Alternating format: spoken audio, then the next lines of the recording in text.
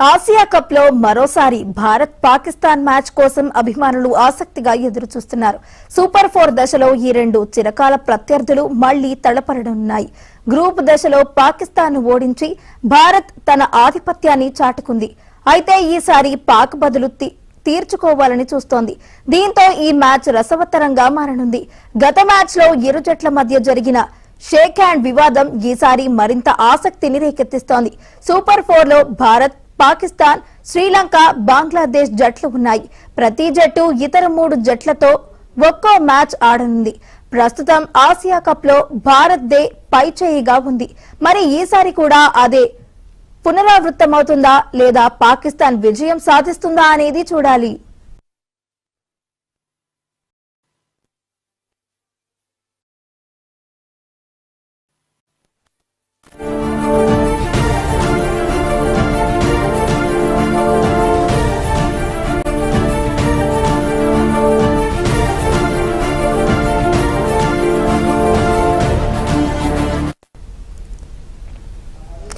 Asia cup లో భాగంగా cricket ప్రపంచంలో అత్యంత ఉత్కంఠభరితమైన పోరుకు వేదిక సిద్ధమైంది.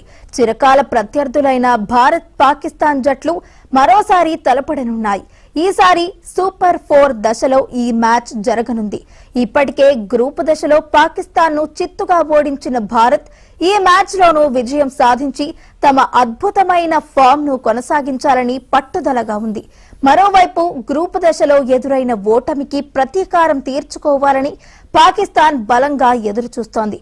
దీంతో రేపటి భారత్ పాక్ పోరు రసవత్తరంగా సాగనుంది.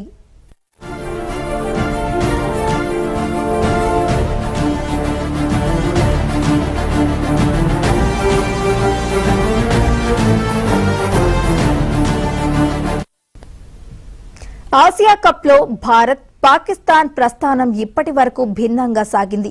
గ్రూప్ దశలో భారత్ అజేయంగా నిలిచింది. పాకిస్తాన్, యుఏఈ, ఓమన్ తో జరిగిన 3 మ్యాచ్ల్లోనూ భారత్ విజయం సాధించి గ్రూప్ టాపర్ గా నిలిచింది. బ్యాటింగ్, బౌలింగ్ విభాగాల్లో భారత్ సమతూలకంగా కనిపిస్తోంది. భారత బౌలర్లు నిలకడగా వికెట్లు తీస్తూ ప్రత్యర్థి జట్లను కట్టడి చేస్తున్నారు.